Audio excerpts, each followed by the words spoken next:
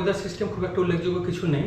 বিহারের ওপর একটা ঘূর্ণাবর্ত রয়েছে, তবে 2 তারিখ থেকে বঙ্গোপসাগরে থেকে জলীয় বাষ্পের প্রবেশ বাড়ার সম্ভাবনা রয়েছে। গত 24 ঘন্টায় দক্ষিণবঙ্গে সর্বোচ্চ তাপমাত্রা 29 থেকে 31-এর কাছাকাছি রয়েছে। উত্তরবঙ্গের জন্য বেশিরভাগ জায়গাতেই 28 থেকে 30 ডিগ্রির কাছাকাছি সর্বোচ্চ তাপমাত্রা।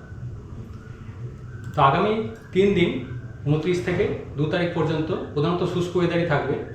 শুধু দার্জিলিং কালিম্পংয়ের পাহাড়ি এলাকায় বৃষ্টিপাতের কিছুটা সম্ভাবনা রয়েছে। বিশেষ করে 2 তারিখে 2-1 জায়গায় বজ্রবিদ্যুতের সম্ভাবনা রয়েছে দার্জিলিং, কালিম্পং, আলিপুরদুয়ার এই সাইডটায়।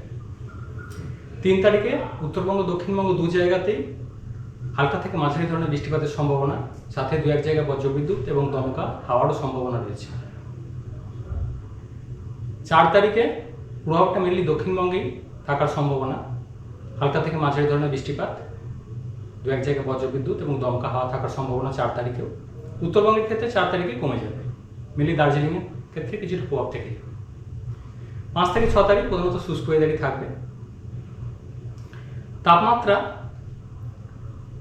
আগামী 3-4 দিনে সামান্য একটু বাড়বে। দিনের তাপমাত্রা, রাতের তাপমাত্রা দুটোই প্রায় 1 থেকে 2 ডিগ্রি মতো। কলকাতা পার্শ্ববর্তী অঞ্চলে 2 তারিখ পর্যন্ত প্রধানত শুষ্ক পরিষ্কার ওয়েদার। 3 থেকে 4 তারিখ বৃষ্টিপাতের সম্ভাবনা থাকছে। দিনের তাপমাত্রা আগামী 24 ঘন্টায় 31-এর কাছাকাছি, পরবর্তী কয়েকদিনে আরেকটু বেড়ে 32 থেকে 33-এর কাছে পৌঁছে যাবে।